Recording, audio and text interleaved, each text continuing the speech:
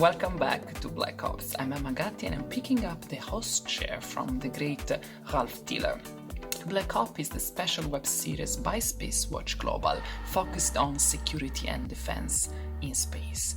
It's the right place to be if you want to engage in in-depth analysis and discussions about the well-known link between space assets and military operations. It's probably the closest you will ever get to a proper James Bond plot.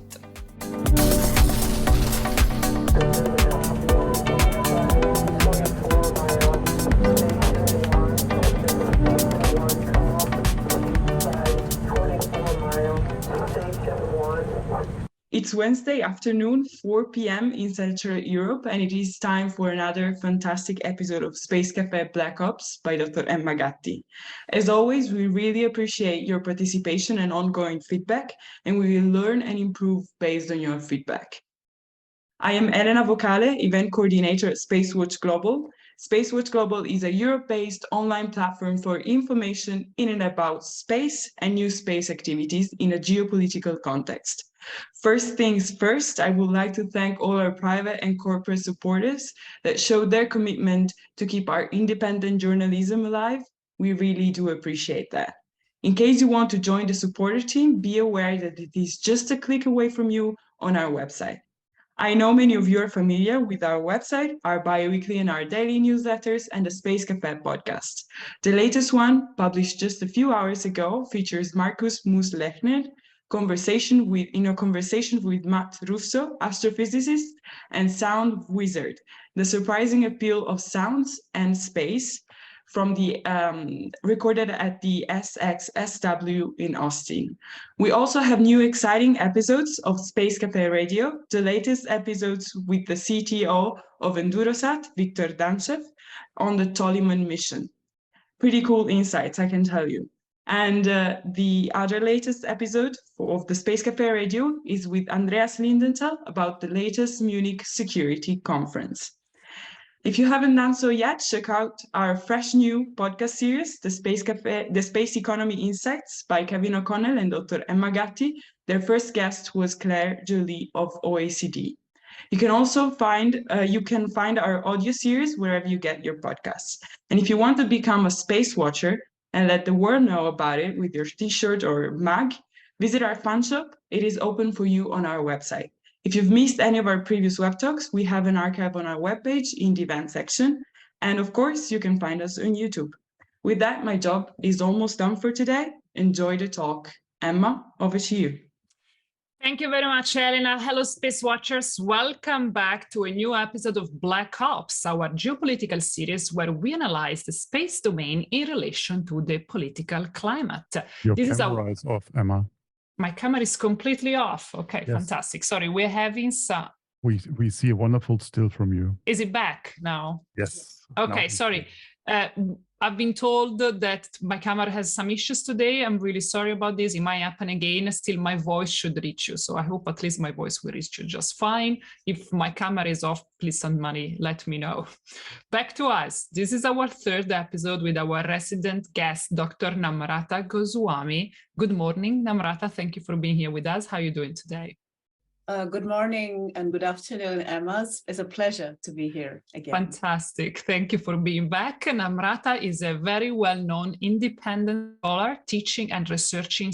I was saying that Namrata is a faculty associate at the Thunderbird School of Global Management, Arizona State University, for their Executive Masters in Global Management Space course. And she's also a consultant for Space Fund Intelligence and a guest lecturer at the seminar on India Today, Economics, Politics, Innovation and Sustainability by the Emory University. She's also the author of one of my favorite books on the topic. It's called Scramble for the Skies, the Great Power Competition to Control the Resources of Outer Space, which I really warmly recommend to anyone interested in the topic. Did I reach the end of this paragraph without disconnecting? Yes, you did. Amazing. I call it achievement. So let me wrap up. The first episode 4 months ago, we framed the discourse and discussed in general the geopolitics of space power. So if you have missed it, please go back and watch it. It's very interesting to have an introduction. In the second episode, we discussed the main and dominant space power nowadays, obviously the US. And today we're here to discuss the elephant in the room, obviously China, the contender to US supremacy. So the burning question, of course, is that is China gonna surpass the US? Is China gonna become the first global power in 20, 30, 50 years from now? And which are the consequences of such change? Which are its allies? Which are its enemies? What is its plan to become the first global power? And of course, how and why space is a key to reach such position. And we are lucky because our webinar today falls just after 1 week after a very interesting visit of Xi Jinping to Vladimir Putin. It happened last week, and this gives us a perfect kickoff for our story today. So Namrata, the China-Russia relationship is becoming very visible, with both leaders, Putin and Xi Jinping, and Xi having met over 40 times. And last week, Xi conducted his meeting after the International Criminal Court issued an arrest warrant for Putin. So what do you make of it? Where do we stand with this story? Sure, Emma. I think that's a great way to start because in my perspective, and I've written on this for several years now, when President Xi came to power in 2013, one of the most important strategic decisions he took was he identified Russia as the most important major power relationship. So this is not something that has suddenly happened. This was in the making between China and Russia when Xi came to power.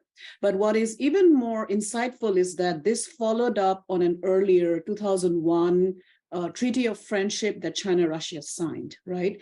And so the context of it is that China is very much looking to build an international system in which China, as you know, is the key player, and Russia, we should not forget, is one of the major powers in the system, right? And when I use the word major power, let me qualify, right? So when I think about Russia as a major power, I am not thinking in terms of economics, right? Because as you know, Russia's economy is not doing very well, but Russia is the country with the largest number of nuclear weapons, was a key player during the Cold War as the Soviet Union, has one of the most advanced space programs, including independent launch, ability to do anti-satellite weapons, counter space capability, an ability to go to different orbits. And so in that context, this particular relationship is a continuation of that, right? So the visit that you saw that happened last week, one thing that we need to consider as well is that when heads of state visit each other, their visits are determined much ahead in time, right? So it is important to remember that President Xi's visit was probably crafted several months ago. But the timing of it is interesting because it happened at a time when the International Criminal Court, as you said, issued the arrest warrant. And that did not change President Xi's perspective because, as you know, China does not recognize the International Criminal Court, and nor does the United States, right? So it's a very interesting articulation of grand strategic posturing. And I'll end by saying that for Putin, this is a great win because here is the country that is the alternative to the United States in terms of power projection. And President Xi, one of the major visits after COVID was to Central Asia and then to Russia, right? And so, and also, of course, to the Middle East, as you know. So you can see that China views Russia as a critical player in its conceptualization of a authoritarian, if I may, international system. And President Xi, in an interview, pointed out that Putin is not just a strategic partner, but a dear friend, right? And which is interesting because Xi usually is very reticent in saying such things, but he's very, very vocal and very clear that the ICC arrest warrant doesn't make a difference to China. He has invited Putin back to China. And I'll end by saying that he penned an opinion piece in the website of the Ministry of Foreign Affairs of China, where he pointed out that this particular relationship has several implications. And one is contribute to China's own sense of great power and identity. So that's how I contextualize the relationship. And space, of course, plays a critical component in that particular relationship as well. Absolutely. So speaking about power projection, I think we need to define a bit the purpose and the vision behind China's strategy in space. Can you help us to define it? Because we learned from you that each country has a different political and strategic culture. So which is Chinese one? Can you explain us? Sure, Emma, that's a great question. So, and it leads from the first question, right, in terms of power projection and Russia enabling that with China and China enabling Russia. So in China's contextualization of what is power projection, this was a theoretical, for your audience, so this was a theoretical conceptualization that was put forward by Deng Xiaoping, right? So Deng was the leader that came after Mao Zedong, and Deng pointed out that if China is to become a great power, say in the 21st century, it is very important for China to understand the concept of comprehensive national power that leads to power projection, right? And I'll explain to you what that means. So what he tasked was that he asked the China Academy of Sciences and the Chinese Academy of Military Sciences to conduct a study in 1986, in which he said that, why don't you do a qualitative, meaning the skill of your people, their will to power, leadership capability, which is very qualitative in nature, but also a quantitative assessment. So what do you need in terms of strategic technologies, right? Economic, space, artificial intelligence, concepts like that were already being thought about at that time, right? And so both the institutes conducted a study, and this is what they came out with. And it's a really interesting study because the China Academy of Sciences was more qualitative, but the China Academy of Military Sciences was more quantitative, what requires to be done. And so in their conceptualization, the comprehensive national power of a country comes from 4 critical indicators. One is its economic gross domestic product and purchasing power capability, but context matters, right?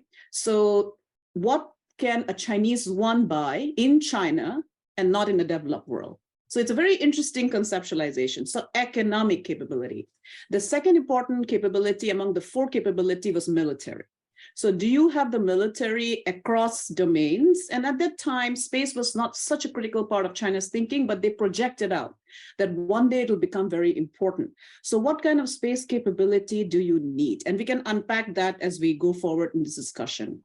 The third capability, which they talked about, is do you have the industrial capability? So economic power means resources. Is your society able to generate that? Do you have the military capability? And then do you have the industrial capability, meaning manufacturing, right? And final capability was education. So do you have the education skill set? And so all this is in their conceptualization of comprehensive national power, and added to that was diplomacy, right? Does China have diplomatic power? So based on their CNP indexes, China argued that by the early 21st century, China's ability to project economic, military, informational power is going to rise, because China's ability to generate those capabilities in those indexes they identified will grow. This was a prediction, and it turned out to be true, right? Because Deng brought about the reforms, and that led to the rise of China, double-digit growth, right? And now they're not in that level, but they have developed as well, right? And so power projection is that, and this is where I'll end. So it's a very clear power projection. It's not absolute power projection. So in their contextualization, the fact that they can project power can go to Russia and create a completely alternative narrative vis-a-vis the Western press and the US tells you that US power is declining and China's power is rising. So that's power projection, right? So it's always relative to where the United States, the dominant power in the system. And they're very clear. In 1986, they identified that. And what is insightful is that the Academy of Military Sciences study said that US power will decline. Internal issues and external capability. And that's how they project power. And so today they're in the operationalization phase, right? In the 80s, they were in the theoretical conceptual phase of what is needed. They spent nearly 50 years developing that capability, watching the United States. And today they're able to actually show you that they have that power in quantitative terms. So that's what I mean when I say power projection. And how does space fit in the CNP? Yeah, so space is part of their strategic technologies, right? Okay. So space, and this is something that I think we need to, it's a great point you brought up, because I think sometimes there is a misunderstanding that China's space program is an end in itself. But actually what is important is that China's space program is part of that means to an end conversation. So space is part of strategic technologies that will build their comprehensive national power. And the more they're able to project power in space, the more they're able to show their capabilities in space, from low Earth orbit to cislunar space, which is the space between the Earth and the Moon and beyond.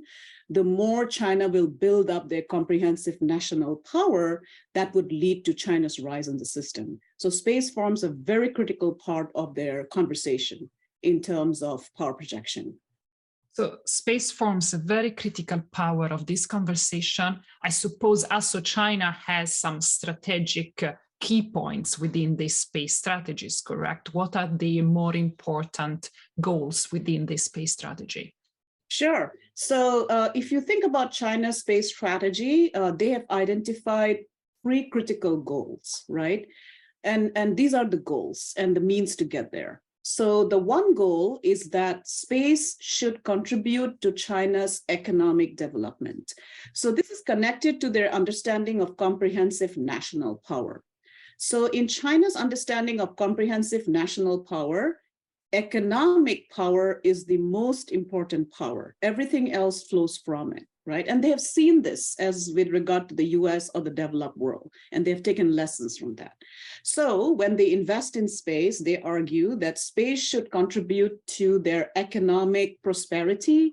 It should enable future resources extraction capabilities. So they have a program in terms of space strategy that looks at outer space, including the moon and asteroids, as a possibility of resource extraction. So that's the first important strategic focus of their space program. The second important goal of China's space program is to go beyond the Cold War concepts of establishing a capability or a technology to go to the moon, for instance, and come back. That's not what China is looking at in terms of its space goal. So when you listen to their articulation of their space goal, they are talking about building a robotic space logistics system, by which I mean logistics like your interhighway, for example, or the Autobahn in Germany, which connects one point to the other and is efficient. So a very similar concept China is developing, that they want to see space as part of that larger ecosystem and to build permanent presence. So low Earth orbit, where they already have presence now, they want to build a research station with Russia on the moon. And then finally, they want to have the ability to go to Mars and to asteroids to be able to utilize it for resource extraction. The final goal in terms of their space program is connected to their military space capability. So in terms of their military space capability, there are, I think, about 5 important props that they are developing. One is they are developing their communications, intelligence, surveillance, reconnaissance system. So according to the Defense Intelligence Agency, the US-based DIA agency estimates in March of this year, China has about 250 ISR satellite, which is intelligence, surveillance, and reconnaissance. So that's a very important capability they're building. The second important military capability that they are building, which will add to their further goals in terms of comprehensive power, civilian presence, is the ability to hold adversary satellite systems vulnerable, right? So they're building counter space capability as a space goal, which includes the ability to jam, include the ability to spoof, which are all non-kinetic, right? So these are ways to disable a satellite without coming in direct contact. But they also have direct anti-satellite capability, right? They launched a satellite anti-ASAT weapon in 2007. They have built that. And then the final military capability that they have done, and they were the first nation to do it, is to constitute a separate space force, right? So China was the first nation in 2015, December, that established the People's Liberation Army Strategic Support Force. And so the idea behind this, as President Xi has pointed out, is that they needed a new force that understood space as its own domain, by which they mean space is a critical part of joint operations, information warfare, as well as presence capability and dominance capability. And then the important thing he pointed out is that to deal with this emerging future conceptualization of warfare, the PLA Strategic Support Force will be the force that will build new doctrines, right, in terms of guidance. So those are the goals that they are working on. And I think what helps them is that their space program is conceptualized under a civil military fusion strategy, right? So they don't differentiate between their civilian and military space program. Almost all their programs are directed by the People's Liberation Army. And so those are the few goals that they are focused on. And as we move forward, I can talk a little bit about some of the specific. So this is important to realize about China, right? They have short-term goals, which includes building this LEO constellation, for example, their national satellite constellation by 2025, 2030. They have the desire to build the low Earth orbit space station, which is a permanent presence. They want to go to Mars. But then they have also very long-term goals, which are articulated to about 2050, 2049, right? And I can speak to that once we move forward in our conversation. Let's start from the short-term goals. You mentioned the moon, you mentioned Mars, you mentioned asteroids. This seems quite pretty close goals. I mean, we know that, going back to the first question, China and Russia, they do already have an agreement for a permanent moon base. Can you help us to understand why, I mean, you partially already say that, why the moon is so critical for China, and what's their strategic approach to the moon, what they want to do, how they want to use the moon, and on which point they are into the development of this project? Oh, great. So you always ask the best questions. So very strategic too. Yeah. So anyway, so the point, so it's an important thing to contemplate. Why the moon, right? And why is it so strategically critical for China? So when China visualizes the moon, they see it as a very important real estate in the system, right? So we know that almost all spacefaring nations want to have the capability to go beyond low Earth orbit, right? Till now, we are very much stuck in the orbital dynamics of Earth, right? But the desire is that you go forward. So what does the moon bring? So the moon brings three very important strategic capability.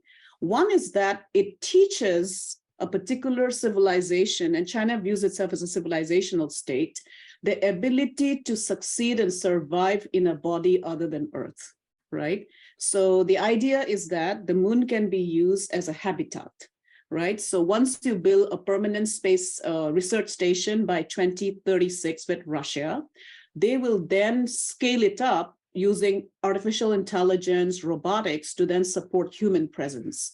So which should happen very shortly after that, right? And so they're already training for that. They already have tested a human capable spacecraft that came back last year.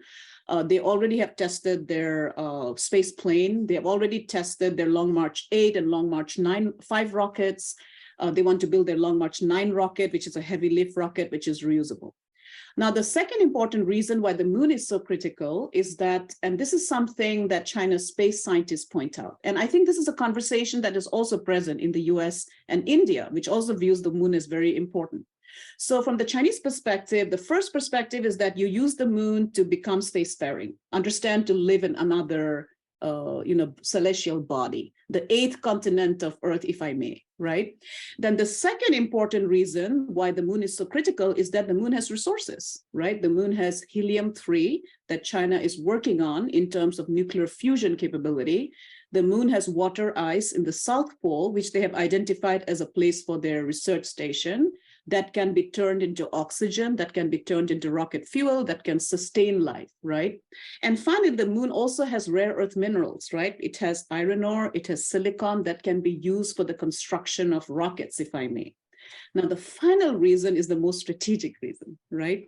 So in the Chinese conceptualization, launching from Earth is the most non-strategic thing to do if you want to go to space, right? I was just recently in a Falcon 9 launch in the Kennedy Space Center, and what I realized was that we need so much fuel to get off Earth because Earth is the deepest gravity well in the system, right? So in the Wu Wering, who's the chief lunar scientist, points out that if China is able to establish all those first 2 steps, right, the ability to launch from the moon, because of its it doesn't have the same gravity pressures that Earth has, it's 22 times more efficient, right? So you don't need as much fuel. So think of it, right? So if you have, for example, if I use my phone, this is your rocket, right? So when you're launching from Earth, fuel is still here, right? The only little capability for humans and satellites. If you launch from the moon, you have that much, right? If you want to become a deep space faring civilization. So those are the reasons why China is invested in the moon. And then there is a dual use reason, which I don't think there has been a lot of thinking. So almost all our satellite systems are looking down on Earth, right? From low Earth orbit, geosynchronous orbit. The Chinese argument is that if you have a satellite system construction in cislunar space, you can look down on the satellites that are on LEO and GEO and can even disable them. Because US satellites are not looking up, they will never find out. So that's another reason. That is not in their official policy, but there is that strategic conversation about why building a system on the moon is so critical. So how about the asteroids? Same approach? Same idea of using the mineral, like the resources? Yeah, in their arguments, so the China Academy of Sciences has a project on building up asteroid mining capability, right? So the argument given is that China is now today the leader on rare earth minerals, right? But this might not be the case forever. China will be very developed. China would need resources and fossil fuels are going to run out. So we need to have another source of resource extraction. And near-Earth asteroids, as you know, and NASA has great estimates on this, has a lot of resources that if we can get to it and are able to extract it and build that logistic system, we will benefit, right? And so the reason for asteroid is very economic for China. So they call it the space mining economy that will contribute to China's long-term health, right? And the conceptualization is that today we as humanity have not proven that technology. It's very difficult, but we cannot say that we will never do it if we invest. So where are they in terms of these programs is the question you asked. In terms of their lunar program, they already have been able to robotically bring samples back from the moon and on time. In 2020, right? They landed on the far side of the moon in 2019, the first country to do so.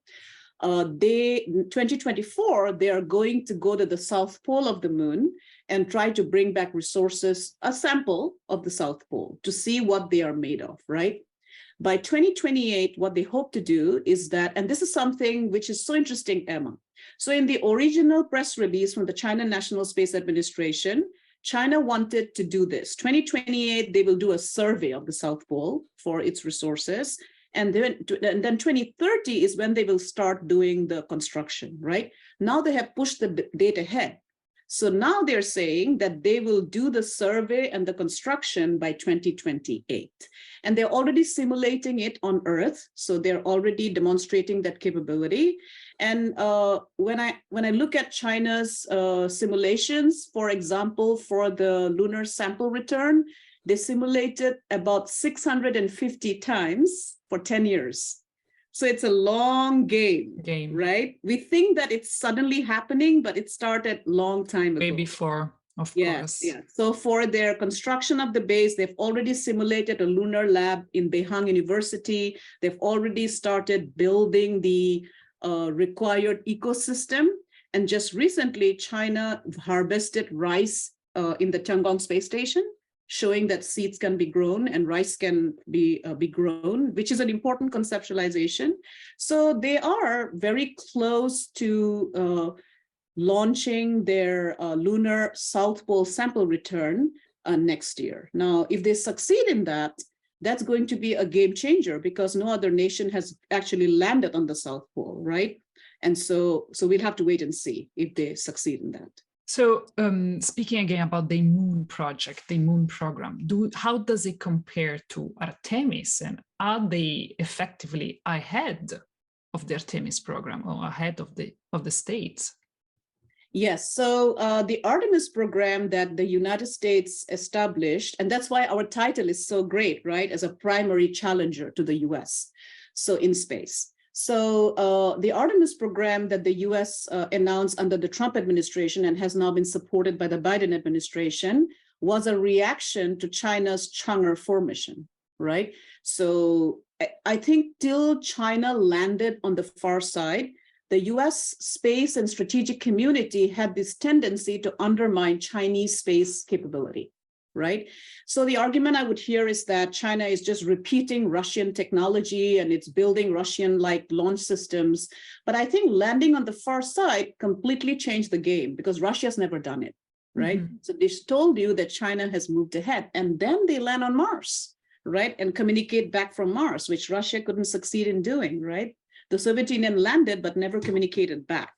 So the Artemis program was a reaction to it. And today, what is interesting is that the Artemis program has, of course, the landing system called the Space Launch System, which is expendable. And then they are, the human landing system will be the Starship, right, which SpaceX is building. The Artemis program, and this is what I think, Emma, I might be proven wrong, right? So the Artemis program had deadlines of 2024 for humans, 2028 for a base, right? And then further on, a permanent base. I think China has pushed ahead. I thought China was not reacting to this, right? But now China has pushed their research base building to 2028, which means that they are competing with the US in terms of who's going to establish the base first, because that will have legal implications, right? So once you have a permanent structure on the South Pole, it'll be very difficult for someone else to build a permanent structure there, right? And the South Pole is important of the moon because that's where the resources are, right? And so you can see that they're starting to escalate their capability. There is one way the Chinese Chang'e program differs from the Artemis program, and which is that the Artemis program does not have the grand scale ambition that China has, right? So when I listen to the Artemis articulation, it's about sending back the first woman. I've spoken this earlier in your program. Yeah, we discussed about that. The first person of color. It's a very small base camp. And even if I look at Biden administration's cislunar strategy, they talk about extraction, but that's not the focus, right? It's more space exploration, space science. The Chinese Chang'e program, on the other hand, is very clear about why they're investing on the moon, right? It's not about proving that they can send the first Chinese taikonaut. That's part of the game, but that's not the focus, right? The focus is that it is really critical that Moon and the Chang'e program becomes a contributor to China's grand thinking about space resources, right? So, and they're very clear in that articulation and including from their heads of their mission. And so they differ in that regard. So we'll have to wait and see which particular narrative wins out, but because demonstration matters, but that's how they differ. But they are reacting to the Artemis timelines. And speaking about locations, I just read an article by Andrew Jones who pointed about the fact that many locations chosen by the US and China are overlapping. So it's going to be a matter of who arrives first, which is what you were mentioning with the South Pole. Once you're there, you're there. Yes, and that is their strategic culture, right? So one thing that your audiences would probably have a lot to react to is that When you think about China's strategic culture, think about their invasion of Tibet, right? Think about under the Qing dynasty, they argued that Tibet was always part of the Chinese conceptualization of who they are, right? Despite the fact that the Qing themselves were Manchus, they were a foreign, power. And so the Tibetan argument was that, well, no, but that was not Han Chinese. We were actually guiding them. But the Chinese argument is that, no, we were there first. So we claim Tibet because Tibet is critical for us. Mm-hmm. Very similar argument about the South China Sea, similar argument with Japan about the East China Sea island.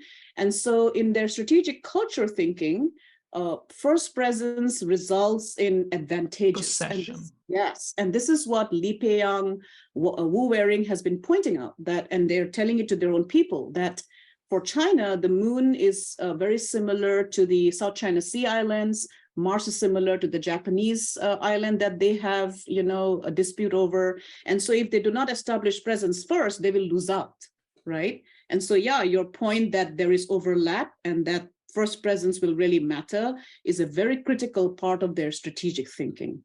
So should the US be worried about this race and about the fact that China is going so fast? Because from what you just said, it seems to me that until a few years ago, the US didn't really take China seriously.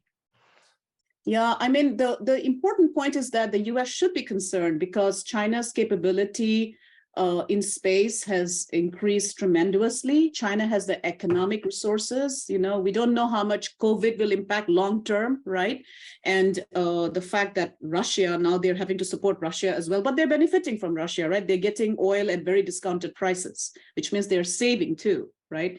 So the deals that Xi Jinping signed with Russia were so one-sided, right? They were deciding even on using the yuan and the Russian ruble as currency. So I think the US should be concerned because the fact that China has missions already for next year for the moon, the fact that they have this long-term presence argument, the fact that they have the capability to do it, right, and have demonstrated the capability, and not just as an end in itself, because of the articulation that they want to establish a completely alternate system of norms, regulations, how will these particular areas be governed? What kind of legal system should be there? I think should be of concern. And that's why I draw your audience back to that comprehensive national power assessment, right? Because Chinese thinkers predicted this. They said that in the 21st century, the ability of the US to ensure that conflicts do not happen between great powers and invasion like Russia in Ukraine will not happen, will come down. Right? And China will play a very important role and a similar role in space. So I think the US should be concerned given the fact that they have that thinking. So I'm going to close. I want to wrap up because I already see so many questions. So I want to give the audience the chance to discuss with you and interact with you. I know that that's the best part. So I'm going to wrap up before moving to the discussion with the final question about something that just recently happened. So I wanted your opinion about what do you make about the Emirates, United Arab Emirates, canceling the Rashid 2 rover that was meant to fly on China's Chang'e 7 mission. I know that it's something that where the US export control rules ended up in the middle. It's quite an interesting story, but I want you to tell us the story and your opinion about it. Yes, absolutely. So the United Arab Emirates is playing a very important role in terms of space capability, right? They are the first Arab nation to get to Mars, an orbiter that they sent. And then just now in April of this year, if iSpace of Japan lands successfully on the moon, the first commercial entity, Rashid 1, which is a UAE rover, will be a part of the mission, right? So the Rashid 2 was a continuation of that, but with China's Chang'e 7. So when I listen to the articulation that has been explained here, there is an argument that this is because of the geopolitical tensions, right? And the United Arab Emirates being a part of the Artemis program, was somehow influenced by the United States, right? But I think, as you mentioned, I think the Chinese assessment is very interesting, right? So they had carried out some assessment, they have published it. So and I'll give you my opinion on it. So their argument is that it's because of the international traffic on arms regulation, right? So because of IATAR, because as you know, the Wolf Amendment bans any US originated or US satellite technology or rover technology to be by any means contribute or get into China's territory. That's not allowed. It comes under export control. So the UAE had to cancel because of that, right? So my own opinion is that I think all these factors matter, right? One was that there was that geopolitical conversation that how can a middle power be part of both systems, right? You are on one hand part of the Artemis program, but you're also part of the, if I may say, competitor nations lunar program, right? You have to take a stand somewhere, right, of where you stand. And I think that probably played a role. As I said, Emma, this is an opinion. It is not my fact, but an opinion, a perspective I have. And I might be proven right, or I might be proven wrong on this, right? And then, of course, IATAR. IATAR is extremely restrictive vis-a-vis, especially, I mean, it's so restrictive in terms of allied nations like Australia, right, or Canada. So I can imagine the restrictions that kick in because of the Wolf Amendment of 2011 that China faces when it comes to any kind of collaboration with a US strategic partner. And UAE, so let's build the scenario quickly before we go to your question. If the Rashid II was completely built in the UAE with their own contribution, with no collaboration and no Artemis collaboration that is possible, it might not have happened, right? And if UAE was not part of the Artemis Accord, so that's a possible scenario. So that was the problem. The problem is that UAE is playing with both parties fundamentally. It's a bit like Saudi Arabia, right? Saudi Arabia is also doing. We will have a special episode dedicated specifically to these double players, and we will see where they go, what's their strategy. So I'm really looking forward for that. Okay, Namrata, thank you very much. I'm going to go straight into the question because I already see there are many people that want to discuss with you. Daniel asking me, are the links to the first two talks? Of course, they are on our website. Just search for Black Ops and you will find all the two previous episodes. Sorry, I just saw in the chat appearing. So just to give you the quick answer. Okay, let's start. First of all, I want to just say this about Namrata being wrong. Last year, before all this, I had the chance to interview her for the first time, and I asked her opinion about China and Russia regarding Ukraine, because China just publicly condemned Russia in terms of Ukraine invasion. And I say, what do you think about this? They publicly condemned them, but do you think they're still friends? And she was like, I just look at the facts, Emma. And now, 8 months later, here are the facts. So I think this is about Namrata being wrong. She's rarely wrong, or she does just very good predictions. Okay, let's start from Colleen. Colleen asked, Dr. Goswami, what do you think about the meeting in Moscow? China going to Russia instead of Putin going to China. Do you think this has a profound meaning, the fact that it was she going to Moscow rather than the other way around? Yeah, I mean, Putin did visit China in 2022, right, in February. So heads of states do not meet so often. So just before the Russian invasion of Ukraine in February 2022, February 24, if I remember correctly. And so Putin visited Beijing during the Olympics and had several meetings with President Xi, and they signed a joint statement, which is a very long statement, about 6,000 words, in which China agreed to the Russian position on Ukraine, right? That this is because of NATO expansion. So China argued that Russia has legitimate interests. So this is a return visit that President Xi must have planned several months in advance, and maybe a year in advance. And so the fact that it was Xi going to Moscow and not Putin going to Beijing is not such a important strategic thing, right? Because he's done that a year ago. Before. And President Xi has now invited Putin back to Beijing. I think this is just part of how heads of states behave. The critical importance is that President Xi knew the implications of this and understood the strategic implication of showing this as how China is now defining the narrative, right? And Putin is definitely coming across as the junior partner. So I think that's the more symbolic value. Interesting, very interesting. Next question by Bruno Reynaud from the University of Porto. Dr. Goswami, you mentioned Deng's seminal decision. So how does President Xi compare to the previous leaders? In what way is his view is more impactful? Yes, great. So when I think about the presidents before Xi, for example, Deng and then Jiang Zemin and then Hu Jintao, right?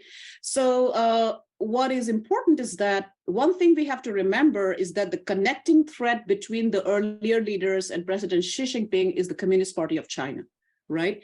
And they're all part of the same party. And this particular studies that were commissioned by Deng was to provide a conceptual framework of how China can become, in their words, rejuvenate themselves, right? So they viewed themselves as a great power historically, and then they wanted to become a great power again. And so Deng's idea was that, how do you build to that particular position? And Hu Jintao followed with that, Jiang Zemin followed with that, with the three represents, right? Opening up the Communist Party of China beyond just peasants to the entire Chinese population.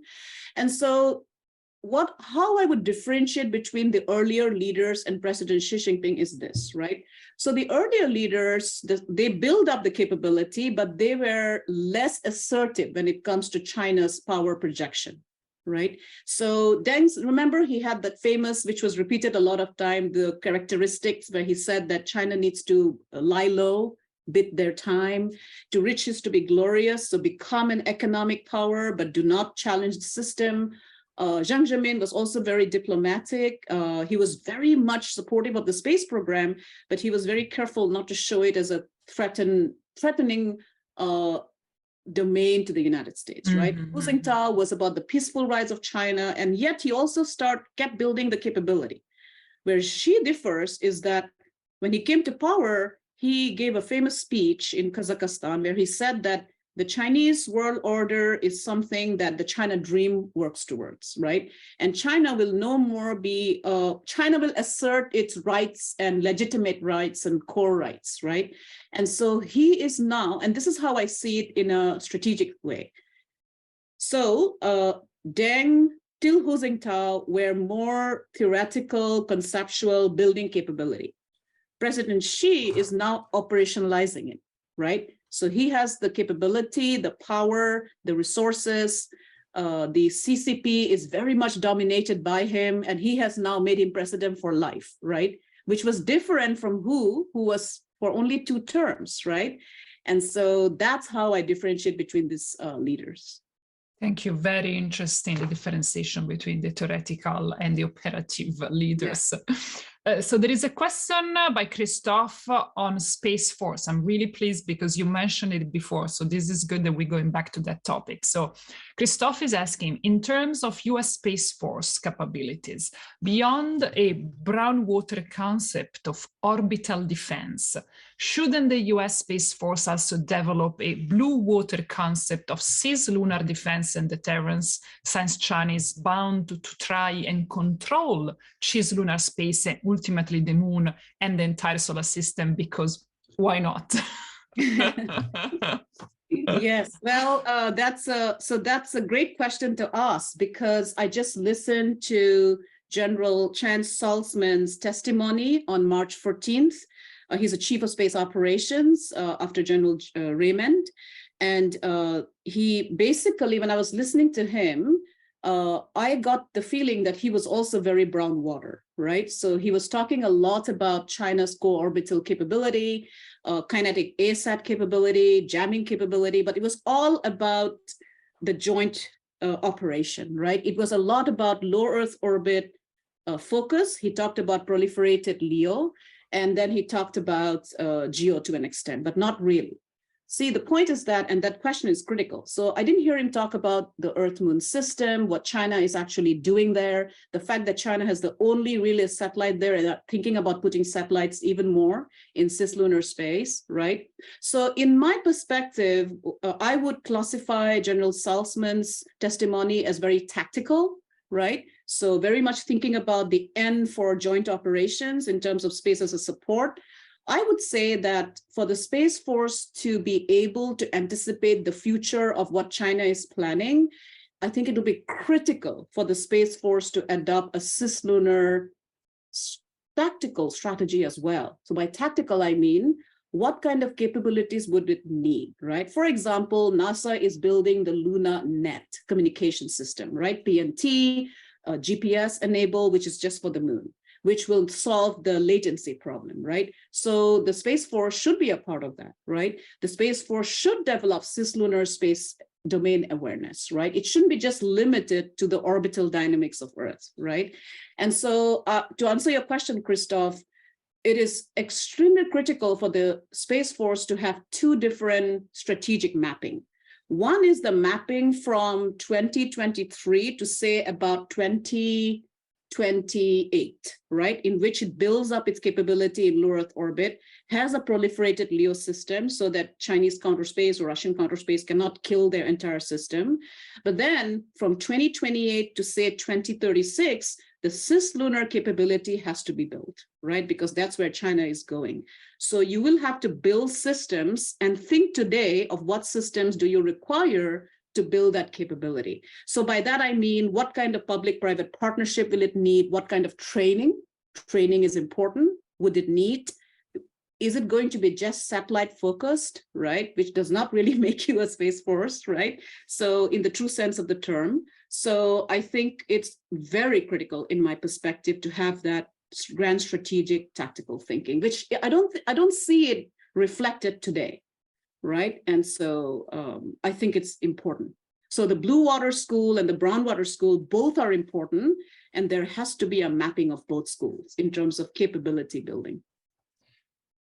So just a technical question that I wanted to ask you before, just to be sure that I understood. When you were discussing before the Space Force program in China, yeah, did China invented or thought about a separate Space Force before the US? They seem to. So this is interesting, right? So China has been thinking about space because of what it saw happen in the Gulf War in 1991, right?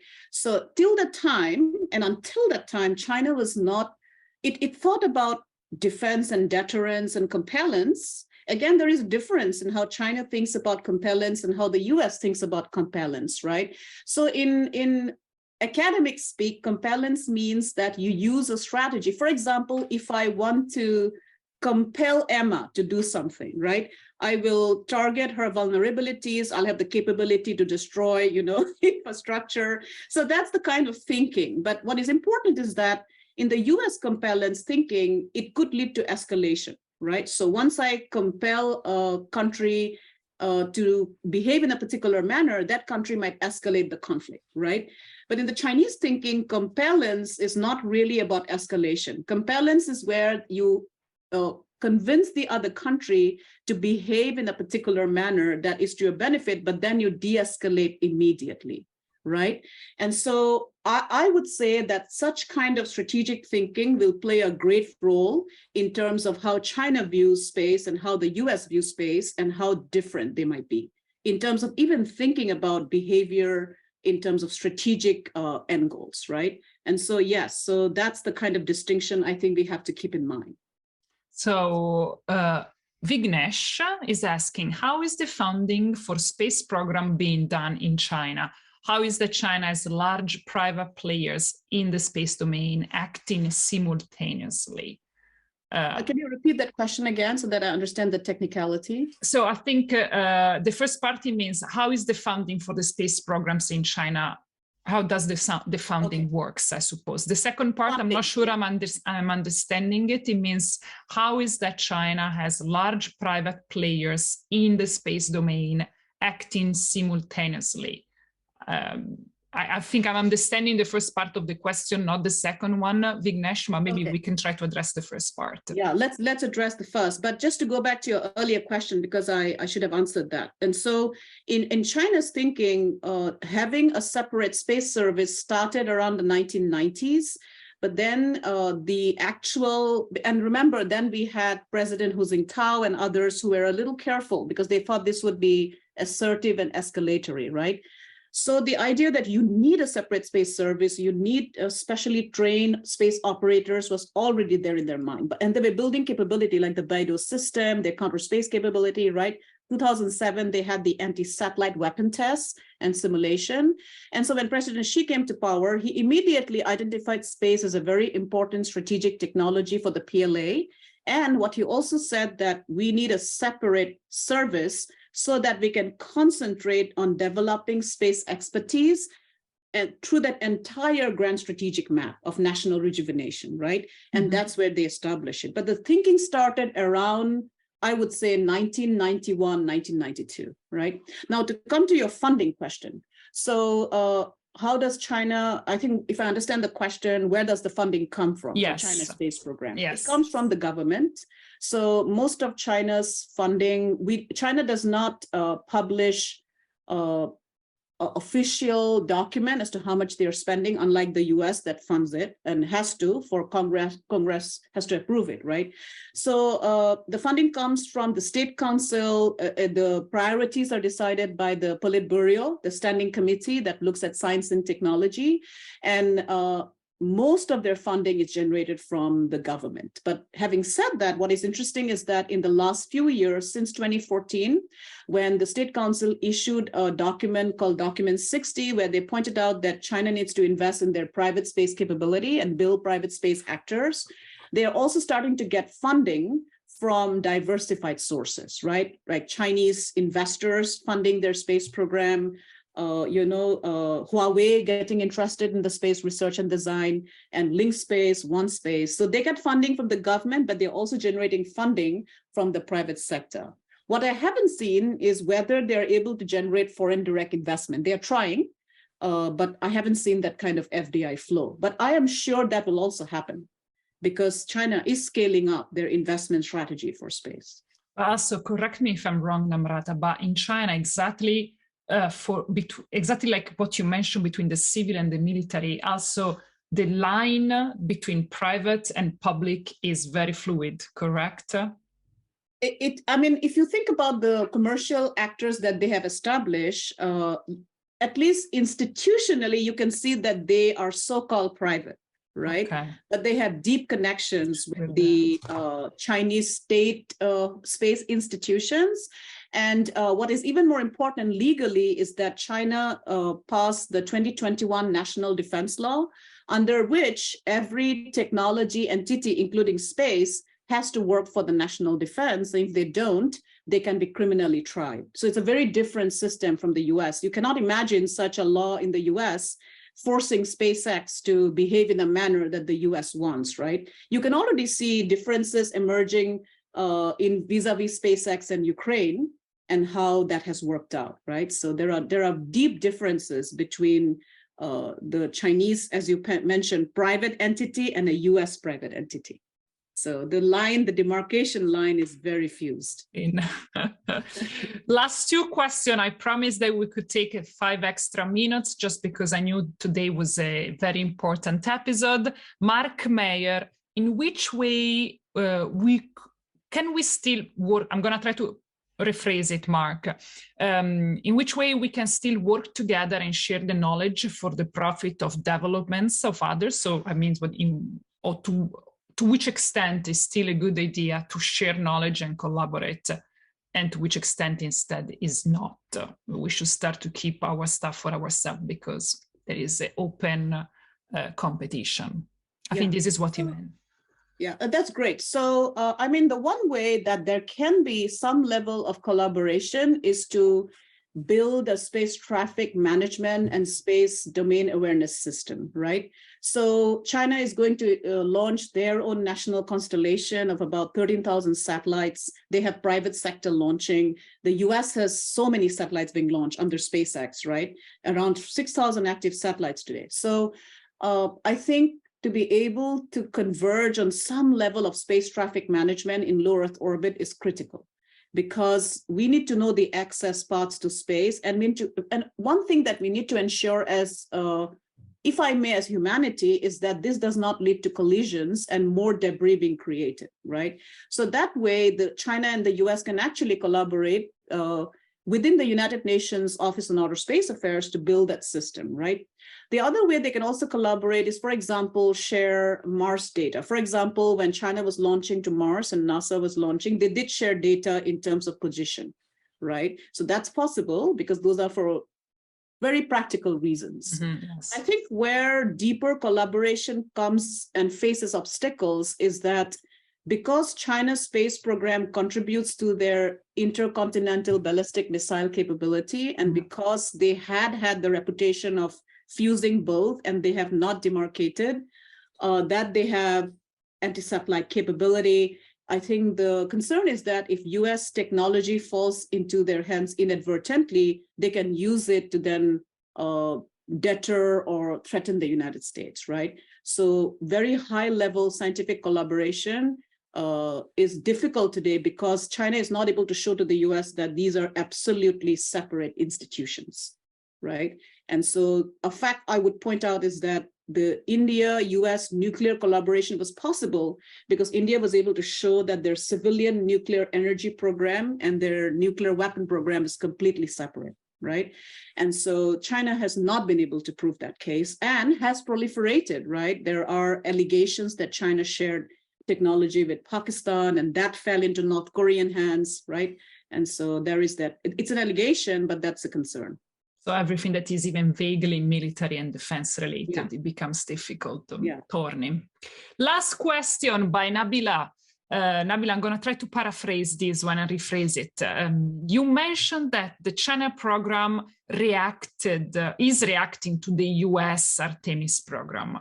This is slowly becoming a space competition between these two countries, China and the US.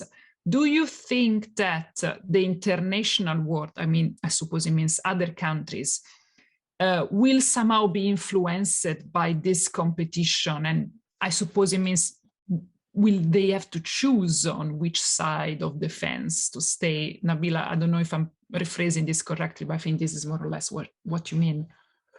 Yeah, I think what is meant is that nations like middle powers might have to decide. Like exactly, right? Yes. Decide. So yeah, I mean, I think so it's very interesting. It's like a security feedback loop, right? So the US responds to the Chang'e 4 landing and then establishes the Artemis program and then gives out the timeline. And China realizes that, oh, its timeline is behind, so it pushes up its timeline, right? So so there's an action, reaction, action cycle. So I think in terms of the larger question, I think it will force nations to choose, right? So the China-led lunar program is viewed and perceived as a very authoritarian system, right? It's supported by a one-party system. Their aspiration is to enable their lunar program to then turn China into a major power, which has implications for your future, right? And the US program is represented as a very democratic program based on bilateral collaborations, open preamble, and will lead to a very legal rule-based order, right? Which is the order we have today, where we can have our freedoms and liberties recognized.